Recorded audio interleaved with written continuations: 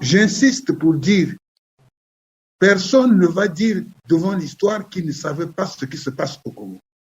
Et nous, en tant que militants, activistes des droits de l'homme, nous ne responsabilisons pas seulement la France, nous responsabilisons aussi les Congolais d'avoir laissé s'installer depuis plus de 40 ans un pouvoir aussi sanguinaire.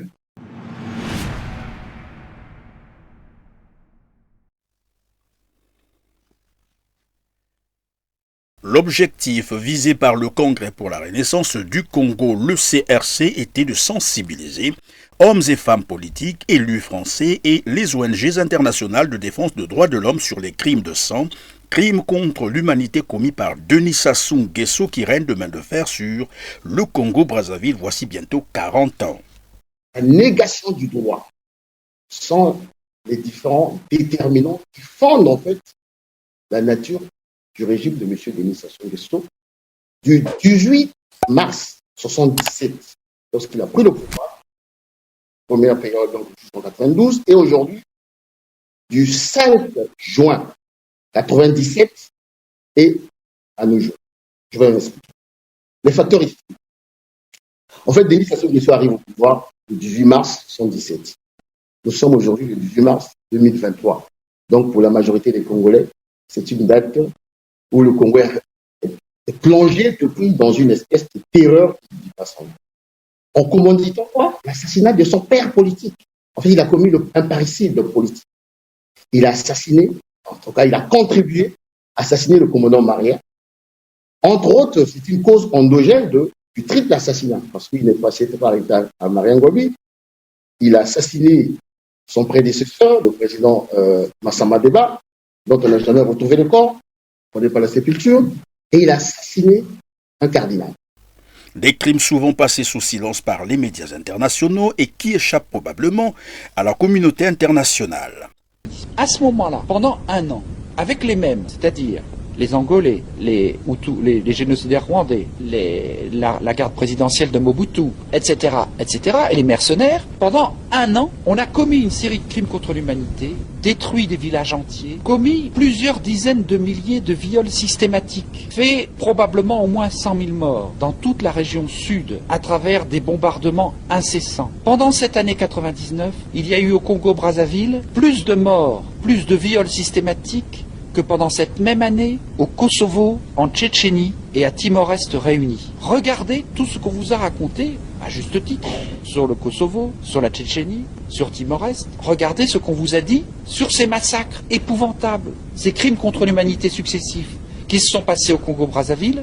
Tous les reportages ont été censurés, pratiquement. Vous n'en avez rien su, si ce n'est une désinformation habituelle. Derrière, rien à y comprendre, c'est des conflits ethniques. Non, il fallait réinstaller, assurer le pouvoir de quelqu'un qui nous permettrait de continuer d'avoir du pétrole à un prix avantageux. Moyennant quoi, on a détruit le Congo-Brazzaville, y compris avec l'intervention de mercenaires français. Alors, les gens se sont dit, bon, nouvelle série de massacres, et ces massacres ont été en quelque sorte authentifiés par la justice française. Autrement dit, quand je vous dis qu'il y a une série de 4 crimes contre l'humanité consécutifs, avec le massacre des 350 disparus qui rentraient d'exil à travers la destruction de tous les moyens de subsistance d'une partie de la population, à travers tous les massacres et viols systématiques que je viens d'évoquer, ce n'est pas une histoire. Eh bien, ces massacres, ils ont repris depuis mars 2002, de manière continue et presque encore pire qu'avant.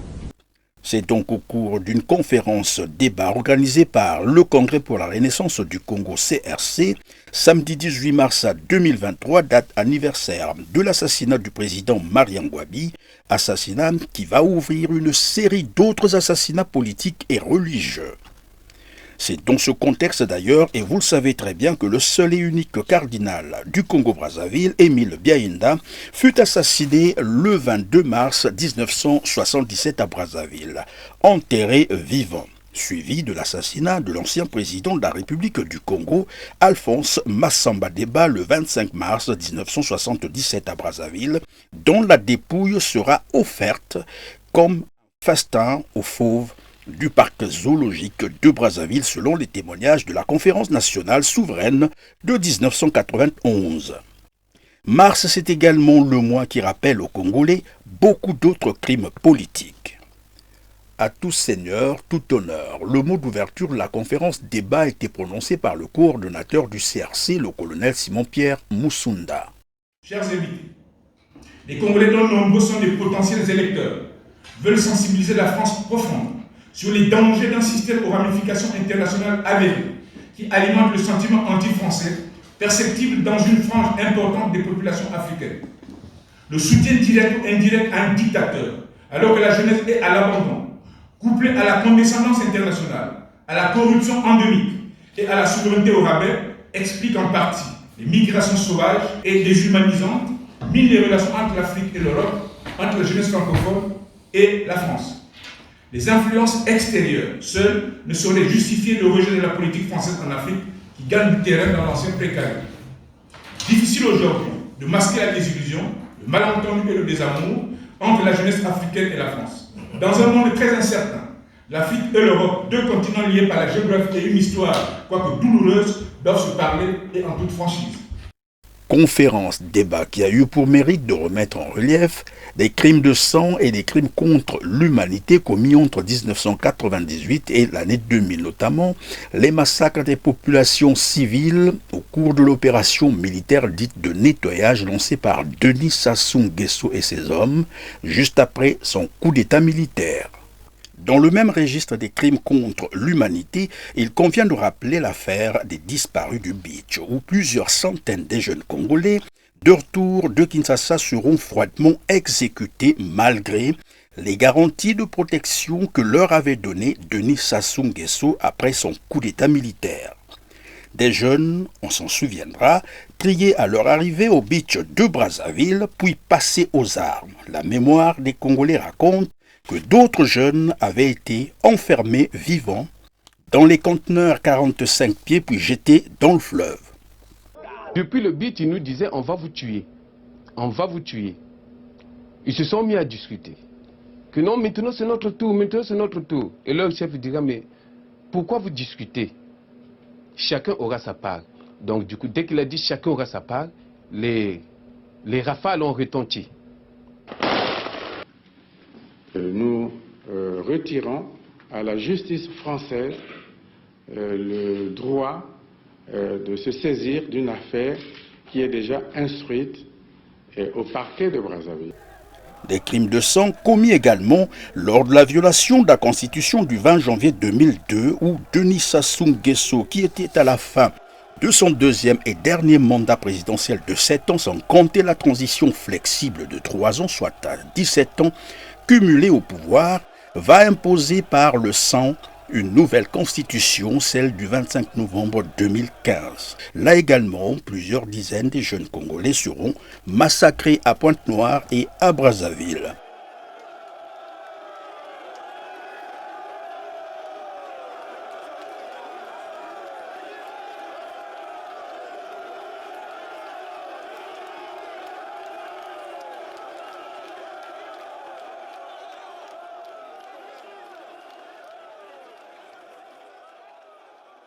Pendant 3 heures de temps, l'auditoire rassemblé dans une salle de l'Assemblée nationale française a donc été édifié sur les différents crimes de sang et crimes contre l'humanité commis au Congo-Brazzaville par Denis Sassou Nguesso.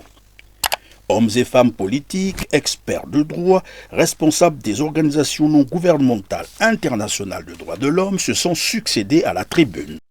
Ainsi, Maître Patrick Baudouin, président de la Ligue des droits de l'homme, est intervenu sur le dossier des disparus du Beach et de la violation des droits humains au Congo-Brazzaville.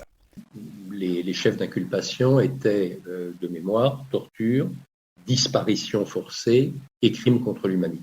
Et nous visions expressément dans cette plainte, évidemment, le général Dabira, puisque c'est lui qui permettait de justifier la compétence de la juridiction française, mais aussi Sassou Nguesso lui-même, et puis Pierre Aubat, ministre de l'Intérieur, au moment des événements du massacre.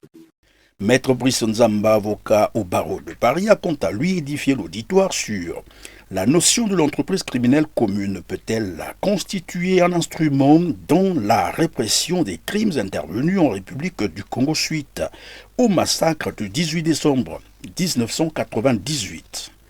Comme on est dans le cadre des crimes qui sont des crimes collectifs. Il faut savoir que les crimes contre l'humanité, ce sont des crimes commis par des groupes contre des groupes. Voilà. C'est-à-dire que vous avez des crimes de masse, donc c'est un groupe qui commet ces crimes, et ces crimes est dirigé aussi contre un groupe en raison de son origine, soit ethnique, raciale ou de ses convictions religieuses. Et donc, il est difficile sur le plan pénal, comme le savent ceux qui pratiquent le pénal, qu'en matière pénale, la responsabilité doit être individuelle. Donc, il faut rapporter la preuve de la participation personnelle de l'individu dans la commission du crime pour lequel on le juge. Et donc, les juges de la Chambre d'appel, en créant cette notion, ont permis à ce qu'on puisse juger M. Tadi, même s'il n'avait pas participé personnellement à la commission des crimes pour lesquels il était jugé. À partir du moment où il avait conscience de participer à un projet criminel commun. Voilà. Donc, c'est à partir de ce moment-là que la notion est créée. Cette notion, elle met en avant ce qu'on appelle un comportement criminel collectif. Maître Dominique Nkunku a abordé le thème sur l'application de la loi du génocide dans la situation du Congo-Brazzaville. La seule situation qui est gênante pour le pouvoir congolais, c'est ce qui fait le plus peur à Sassou Nguesso, c'est le fait qu'il craigne que tôt ou tard, il soit obligé de s'expliquer devant la Cour pénale internationale. Je pense que les juristes seront très, très scandalisés par l'article 96 de la fameuse Constitution dont on a parlé ici. Cet homme, s'il est allé jusqu'à tuer les autres, hein, on a vu, pour que cette Constitution fonctionne, c'est qu'il se reconnaît vraiment lui-même criminel.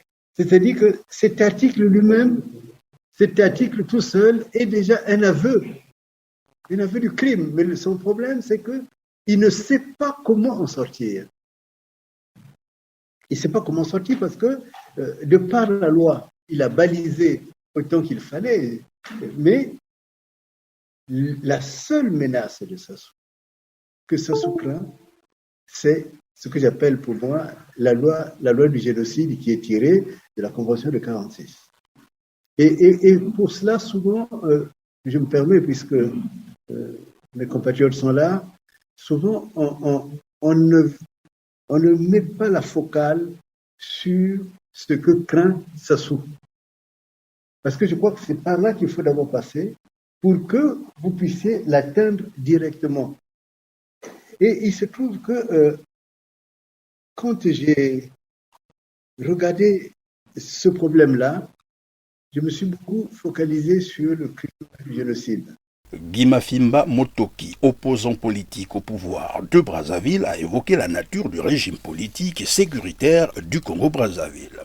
Denis Sassou Nguesso trahit délibérément l'un des acquis de la Conférence nationale souveraine, à savoir l'alternance démocratique par les urnes, en perpétuant un coup d'État sanglant. La France-Afrique est là, encore une fois, aux manettes, à travers l'implication, cette fois-ci personnelle du président Jacques Chirac et la multinationale. Plus grave, l'intervention, disons, l'invasion de l'armée angolaise à l'époque, impulsée par le président Jacques Chirac, pour imposer quasiment Denis Sassou Nguesso au pouvoir. Pour vous dire les choses telles qu'elles sont, et tout à fait franchement, je me suis réjoui de l'intervention de l'Angola au Congo, pour la raison simple, c'est que ce pays était en train de s'effondrer dans la guerre civile, de s'autodétruire, et que il était souhaitable que l'ordre revienne. Il y avait quelqu'un qui était capable de le faire revenir, c'était Denis Sassou Nguesso. Il lui fallait un soutien extérieur pour cela, pour un certain nombre de raisons. L'Angola le lui a apporté, la paix est revenue, le développement est les conditions du développement reprennent. Cette ville qui est devenue martyre de Brazza commence à se relever et Denis Sassou Nguesso s'est engagé à mettre en œuvre le processus de démocratisation dans un délai maximum de 2 ans, ce qui est considéré par les autorités internationales comme quelque chose de bon et par conséquent voilà. Il y a eu également Maître Thierry Kabil sur le rôle de la justice face à ces différents crimes. Quand je vois cette photo qui m'a été donnée, je dis, vous savez, aucun crime n'est fait dans l'innocence. Il y a toujours un sens à tout ce qu'on fait. Et encore une fois, cette organisation, pour moi criminelle, n'agit pas de façon innocente. Et pour ça, moi, je reviens à une phrase qui me plaît beaucoup, c'est celle de René Cassin. Il n'y aura pas de paix sur cette planète tant que le droit de l'homme seront violés dans quelques parties du monde. Il faut comprendre que cette balance en équilibre, elle nous concerne tous. C'est pas pour rien que quand un jugement est fait, il est fait au nom du peuple, parce que nous sommes tous concernés. C'est pas une question de couleur, de race, de religion. Tout le monde est concerné et on a tout intérêt à ce que cette balance reste en équilibre. Le docteur Alex Ibakanzabana a témoigné sur les conditions de son arrestation et son emprisonnement à Brazzaville. J'insiste pour dire, personne ne va dire devant l'histoire qu'il ne savait pas ce qui se passe au Congo. Et nous, en tant que militants, activistes des droits de l'homme, nous ne responsabilisons pas seulement la France, nous responsabilisons aussi les Congolais d'avoir laissé s'installer depuis plus de 40 ans un pouvoir aussi sanguinaire dans notre pays. Ce matin du 11 mars, je sortais de chez moi et depuis plus d'une semaine, on m'avait déjà indiqué qu'il y avait des possibilités que je sois arrêté. Vu les activités que nous menions, on est venu me kidnapper en pleine rue par 3 agents de la sécurité, ex-direction générale de la sécurité d'État, dont je connaissais le chef d'équipe, c'est le lieutenant Roméo Okombi. Des interrogatoires à tout bout de champ, à n'importe quel moment, à n'importe quelle heure de la nuit, de la journée. Et à mon âge, je dormais même sur le sol. Et enfin, Laure, qui a développé le thème sur la lutte contre les dictatures. Une conférence débat qui s'inscrit dans la stratégie de lutte du Congrès pour la Renaissance du Congo, CRC, une plateforme qui regroupe intellectuels, médecins, sociologues, ingénieurs, experts de la défense et de la sécurité, spécialistes de divers domaines, religieux, diplomates, politiques, chercheurs et journalistes pour porter le combat de la libération du Congo-Brazzaville, pris en otage par un système obscurantiste incarné par le dictateur Denis Sassou Nguesso.